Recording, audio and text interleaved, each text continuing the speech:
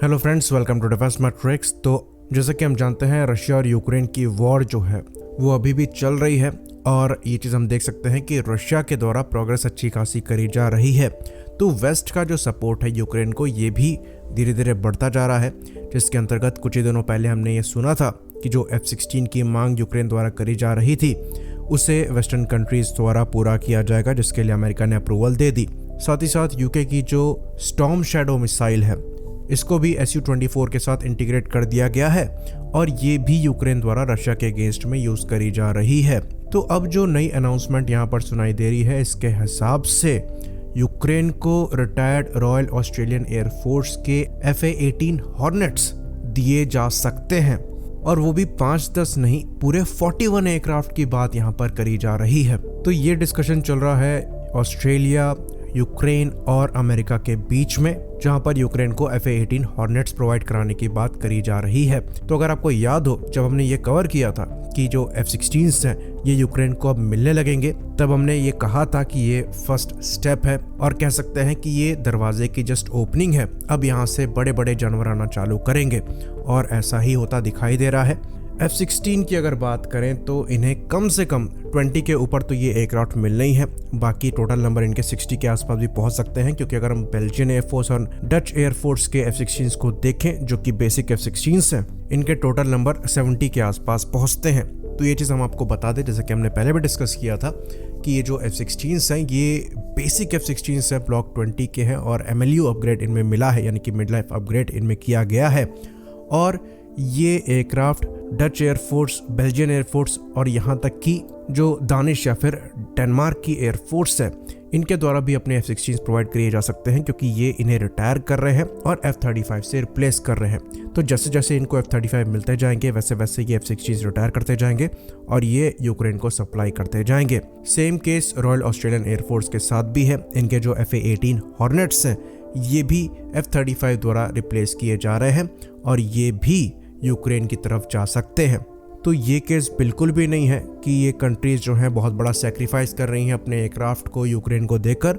ये एयरक्राफ्ट इनको रिटायर ही करने थे, लेकिन इसके बजाय ये यूक्रेन को दे रहे हैं। तो F-16 को लेकर ये हमने डिस्कस किया था कि ये बेसिक F-16 हैं और इनके साथ बहुत बड़ा एडवांटेज तो यूक्रेन को नहीं मिलेगा, लेकिन जो वेस्टर्न वेपन्स हैं, स्पेशली एयर टू ग्राउंड, इनको फायर करने के लिए इनको एक बेटर वेस्टर्न प्लेटफॉर्म मिल जाएगा, जहां पर प्रॉपर इंटीग्रेशन हो पाएगा वेस्टर्न वेपन्स का और वो अपनी पूरी कैपेबिलिटी में परफॉर्म कर सकेंगे। और एयर टू एयर की बात करें तो बहुत बड़ा एडवांटेज नहीं मिलेगा, लेकिन AMRAAM के साथ जो इनके प्रीवियस एयरक्राफ्ट है उन पे एक एज जरूर मिल जाएगा। वहीं पर जब इनको FA-18 हॉर्नेट्स मिलेंगे तो ये F-16 के कंपैरिजन में एक स्टेप आगे का एयरक्राफ्ट होगा और एक अच्छा कैपेबिलिटी बूस्ट यहाँ पर मिलेगा, specially air to ground roles के लिए, क्योंकि ये प्लेटफॉर्म ज़्यादा वेपन्स को कैरी करने में सक्षम होगा। साथ ही साथ यहाँ पर जो सेंसर्स लगे हैं ये F-16 से ज़्यादा एडवांस है। साथ ही साथ यहाँ पर लॉन्ग रेंज की AMRAAM भी दी जा सकती है, जो कि एयर टू एयर कॉम्बैट में भी यूक्रेन को इवनली फाइट करने का मौका देगा रशियन एयरफोर्स के कंपैरिजन में। तो ये एक्चुअली एक काफ़ी बड़ी न्यूज़ है। साथ ही साथ ये बात भी हम आपको बता दें कि जो रॉयल ऑस्ट्रेलियन एयरफोर्स के FA-18 हॉर्नेट्स हैं, इनको 2008 में ही अपग्रेड किया गया है HUG फेज 2.2 अपग्रेड से, जिसके बाद यहाँ पर एवियोनिक्स अपग्रेड हुआ है, जिसमें रडार सिस्टम्स में मॉडिफिकेशन किए गए हैं। साथ ही साथ इलेक्ट्रॉनिक वॉरफेयर स्वीट में अपग्रेड किया गया है और स्पेशली यहाँ पर इलेक्ट्रॉनिक वॉरफेयर स्वीट में ही अपग्रेड किया गया है। तो इनकी काउंटर मेजर कैपेबिलिटी पुराने हॉर्नेट्स के कंपैरिजन में ज़्यादा अच्छी है। तो ये एक्चुअली गेम चेंजर साबित हो सकता है। साथ ही साथ ये बात भी हम आपको बता दें कि जो FA-18 हॉर्नेट को देने की बात चल रही है, मामला खाली यहाँ पर ख़त्म नहीं होगा। यहाँ तक की बात चल रही है यूक्रेन को ट्रांच 1 के यूरोफाइटर टाइफून प्रोवाइड कराने की, और अगर यूरोफाइटर टाइफून यहाँ पर प्रोवाइड करा दिए गए तो मामला बिल्कुल पलट सकता है।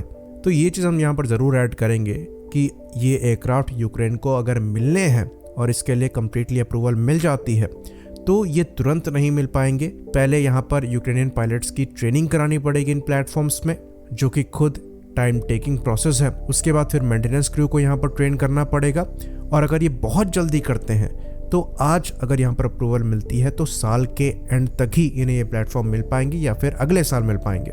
इवन F-16 के साथ भी ये केस होगा, क्योंकि वेस्टर्न वेपन्स का रशियन एयरक्राफ्ट में लगाकर यूक्रेनियन एयरफोर्स को देना डिफरेंट चीज़ है।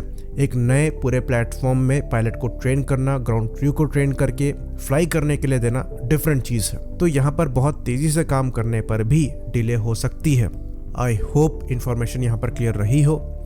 इसी बात पर इस वीडियो को हम ख़त्म करेंगे। लाइक करिए, सब्सक्राइब करिए। जय हिंद।